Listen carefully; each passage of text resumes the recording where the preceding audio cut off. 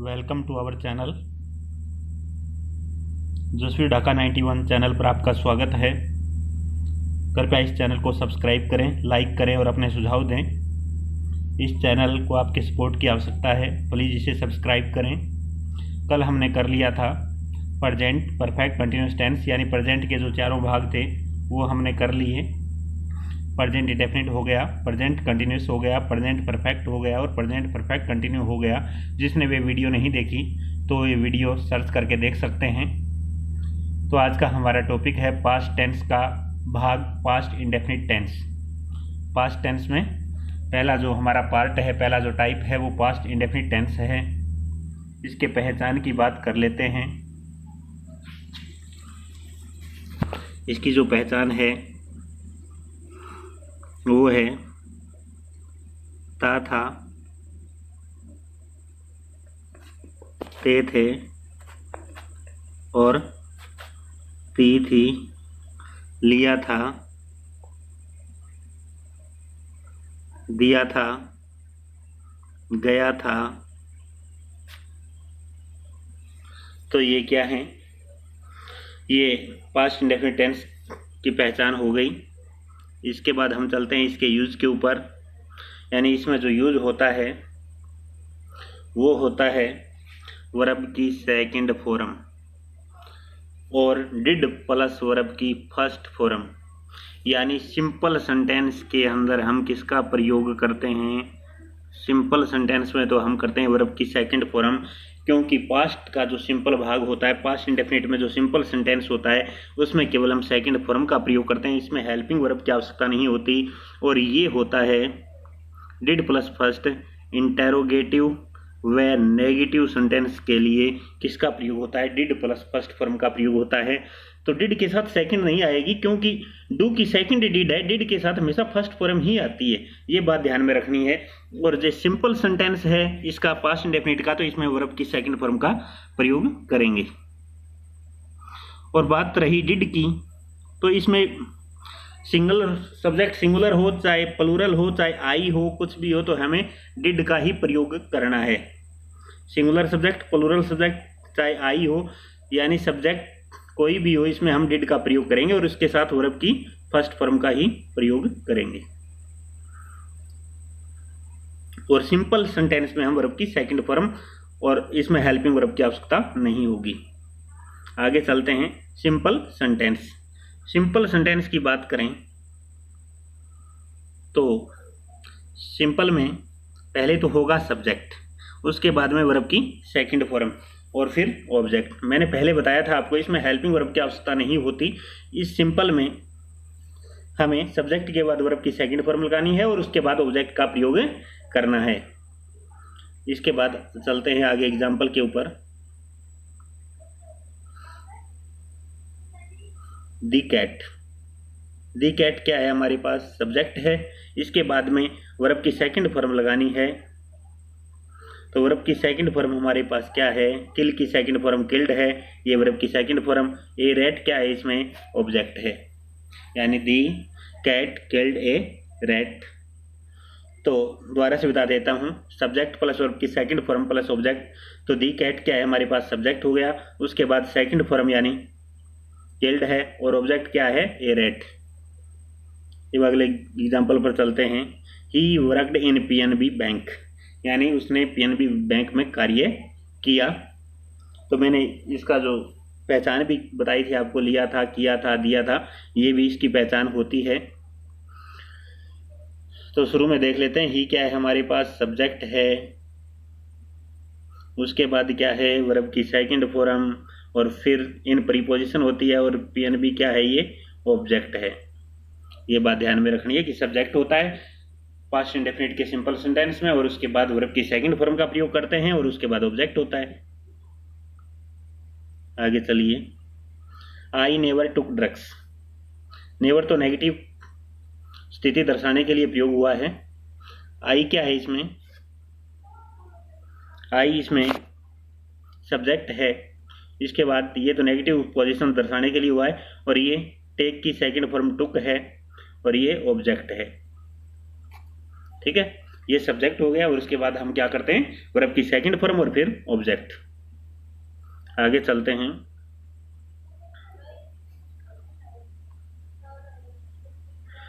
Negative sentence में, negative और interrogative sentence के लिए मैंने आपको हेल्पिंग वर्ब टाइप बताई थी डिड, यानी पहले सब्जेक्ट होगा नेगेटिव सेंटेंस में और फिर हम किसका प्रयोग करेंगे, हेल्पिंग वर्ब डिड का प्रयोग करेंगे। उसके बाद हम प्रयोग करेंगे वर्ब की फर्स्ट फॉर्म, क्योंकि डिड के साथ वर्ब की फर्स्ट फॉर्म का प्रयोग होता है, और उसके बाद हम करेंगे ऑब्जेक्ट का प्रयोग। यानी सब्जेक्ट नेगेटिव सेंटेंस के लिए हमें डिड प्लस फर्स्ट फॉर्म का प्रयोग करना है और उसके बाद हम क्या करेंगे, ऑब्जेक्ट का प्रयोग करेंगे। आगे चलिए अगला एग्जांपल कर लेते हैं हम। यानी आई, ये हमारे पास क्या हो गया, सब्जेक्ट, और उसके बाद डिड है हेल्पिंग वर्ब, यानी जो नेगेटिव पोजीशन दर्शाने के लिए हमें डिड प्लस नोट का प्रयोग करना पड़ता है। तो did not go to Jaipur yesterday.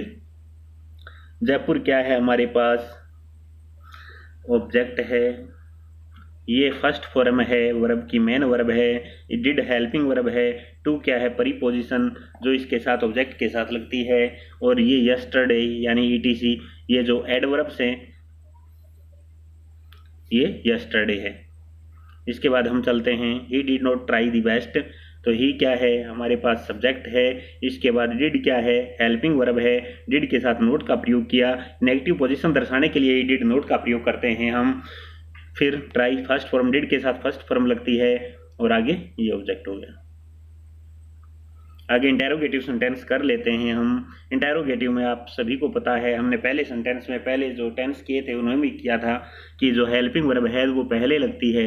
Helping verb हम सब्जेक्ट से पहले लगाते हैं इंटेरोगेटिव स्थिति दर्शाने के लिए, चाहे हम WH वर्ड लगाएं या ना लगाएं, परंतु जो हेल्पिंग वर्ब है वो सब्जेक्ट से पहले ही लगती है।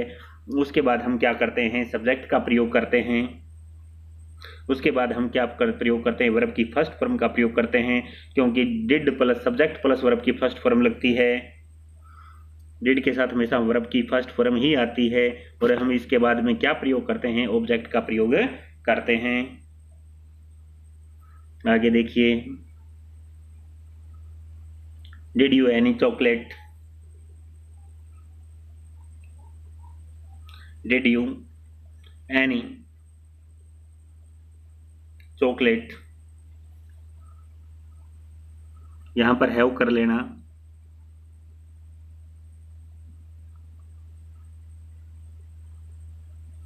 Have, did you have any chocolate, क्या तुम्हारे पास कोई चॉकलेट है, हैव ऐसे लिखा जाएगा, क्या तुम्हारे पास कोई चॉकलेट है, did you have any chocolate. इसके बाद में अगला एग्जांपल देख लीजिए, did she Singh a song. तो इसमें देखिए आप, डिड क्या है, हेल्पिंग वर्ब है, उसके बाद में शी सब्जेक्ट हो गया, उसके बाद में सिंग क्या है, वर्ब की फर्स्ट फॉर्म है, ए सॉन्ग क्या उसने गीत गाया। तो इसमें क्या किया हमने, प्रश्नवाचक चिन्ह है, प्रश्नवाचक वाक्य है, ये इंटेरोगेटिव सेंटेंस है, इसमें सब्जेक्ट से पहले हेल्पिंग वर्ब का प्रयोग किया, उसके बाद वर्ब की फर्स्ट फॉर्म का प्रयोग किया, फिर ये सॉन्ग क्या है, ये ऑब्जेक्ट है, ये कर्म है, ये उसने किया था। इसके बाद में अगला सेंटेंस देखते हैं हम, इंटेरोगेटिव नेगेटिव सेंटेंस, ये प्रश्नवाचक भी है और नकारात्मक भी है। इसमें हम क्या करते हैं, इंटेरोगेटिव देख लिया और नेगेटिव देख लिया, तो डिड भी आएगा और नोट भी आएगा। तो डिड पहले आएगा सब्जेक्ट से पहले, सब्जेक्ट से पहले हमने क्या कर दिया, डिड कर दिया, उसके बाद में हमने क्या किया, सब्जेक्ट कर दिया, उसके बाद में हमने नोट कर दिया, क्योंकि नेगेटिव है इंटेरोगेटिव के लिए, तो हमने हेल्पिंग वर्ब सब्जेक्ट से पहले लगाई थी और फिर सब्जेक्ट लगा दिया। और नेगेटिव के लिए हम क्या करेंगे भाई, नोट का प्रयोग करेंगे। उसके बाद हम क्या करेंगे भी, वर्ब की फर्स्ट फॉर्म लगाएंगे और फिर क्या कर देंगे, ऑब्जेक्ट कर देंगे। तो इंटेरोगेटिव नेगेटिव वाक्य हो गया। अब मेन बात ये ध्यान में रखने की, इंटेरोगेटिव है तो सब्जेक्ट से पहले हेल्पिंग वर्ब लगा देंगे जो हमारे पास डिड है। नेगेटिव है, इंटेरोगेटिव नेगेटिव दोनों है, तो सब्जेक्ट के बाद नोट लगा देंगे।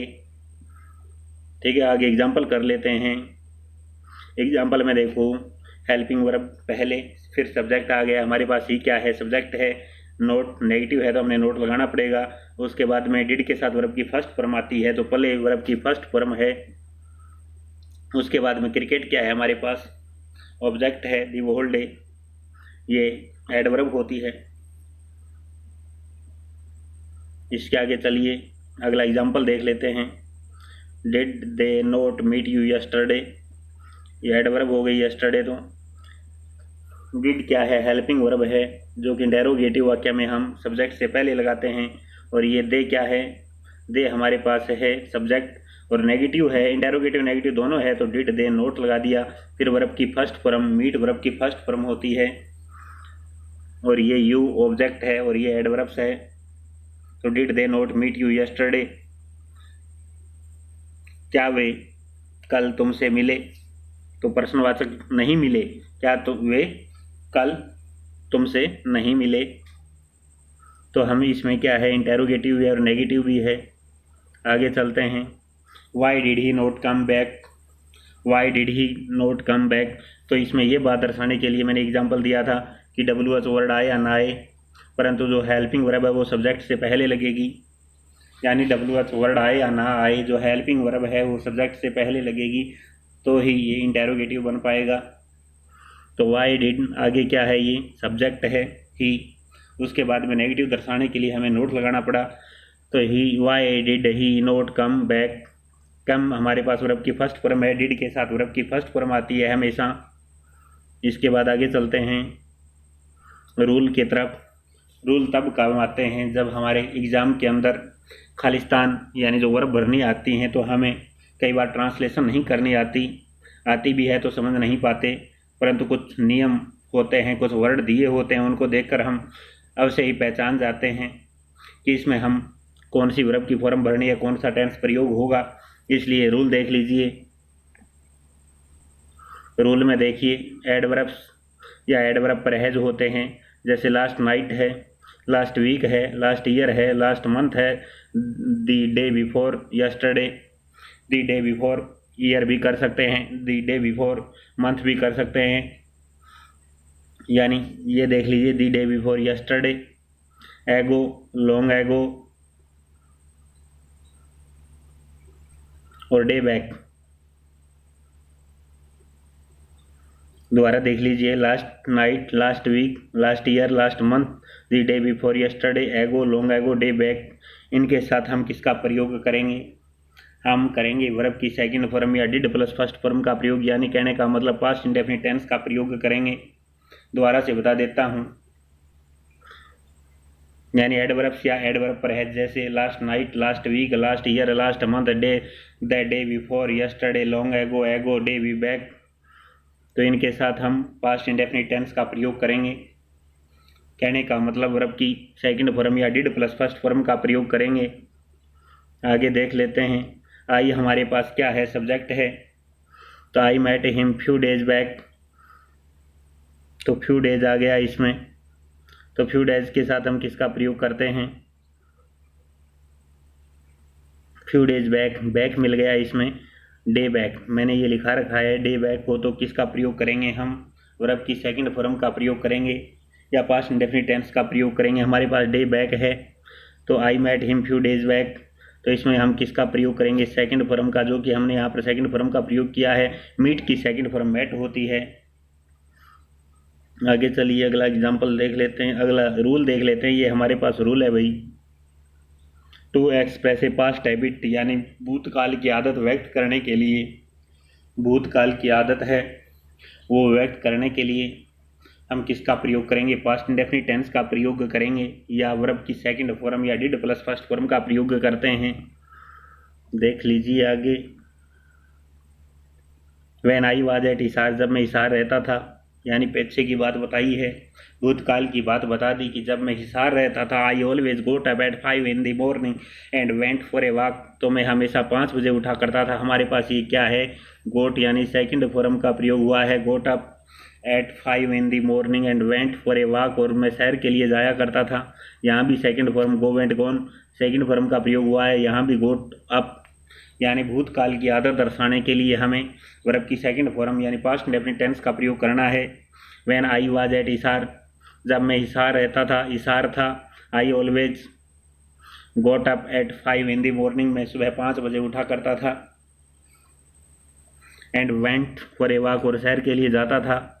अगला एग्जाम्पल अगला रूल देख लेते हैं। देखिए, the simple past is use to express, simple past यानी प्रेजेंट पास्ट इंडेफिनिट टेंस है, वर्ब की सेकंड फॉर्म है, इसका प्रयोग हम कब करेंगे? Is use to express an action completed in the definite past, यानी निश्चित कोई समय हो, भूतकाल का कोई निश्चित समय हो, जैसे कोई तारीख दी हो, कोई सन दिया हो पास्ट का, तो उसमें वर्ब की सेकंड फॉर्म का प्रयोग करते हैं। डेफिनेट पास्ट का मतलब कोई निश्चित सन दिया हो, निश्चित तारीख दी हो, निश्चित समय दिया हो भूतकाल का, तो हम किसका प्रयोग करते हैं? वर्ब की सेकंड फॉर्म का प्रयोग करते हैं।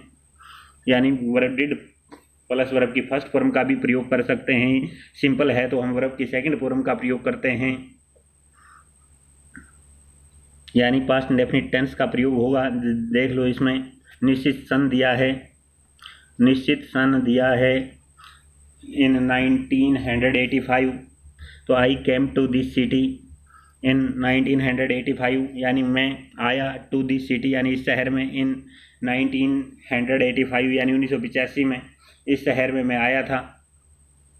तो ये केम क्या है? कम, केम, कम, केम क्या है? सेकंड फॉर्म है। इसमें सेकंड फॉर्म का प्रयोग हुआ है क्योंकि इसमें भूतकाल की तिथि दी हुई है, पास्ट का टाइम दिया है, डेफिनेट टाइम दिया है, इसलिए यहाँ पर हमने सेकंड फॉर्म यानी पास्ट इंडेफिनिट टेंस का प्रयोग किया था। आगे देख लीजिए, अगला एग्जाम्पल नहीं है, इतना ही है। चलो, एक दो नियम रह गए थे, अब मैं बता देता हूँ। एक तो बिफोर होता है, अगला रूल देख लेना। बिफोर के बाद भी हम सेकंड फॉर्म का प्रयोग करते हैं और आफ्टर से पहले सेकंड का फॉर्म का प्रयोग करते हैं भाई। आफ्टर से पहले, आफ्टर से पहले भी हम किसका प्रयोग करेंगे? सेकंड फॉर्म का प्रयोग करेंगे, जो अगली वीडियो में आपको बता दिया जाएगा एग्जाम्पल सहित। इतना ही बात ध्यान में रखनी है कि बिफोर के बाद वर्ब की सेकंड फॉर्म का प्रयोग करते हैं, आफ्टर से पहले वर्ब की सेकंड फॉर्म का प्रयोग करते हैं। जैसे example, the patient had died before doctor केम, तो बिफोर के बाद क्या आ गया? केम, यानी सेकंड फॉर्म होती है। ठीक है, आज के लिए बस इतना ही। पास्ट इंडेफिनिट जो टेंस है वो पूरा हो गया। मिलते हैं अगली वीडियो में। Thank you for watching. Please channel को सब्सक्राइब करें, लाइक करें, और कोई भी आपके सुझाव हो तो अवश्य दें।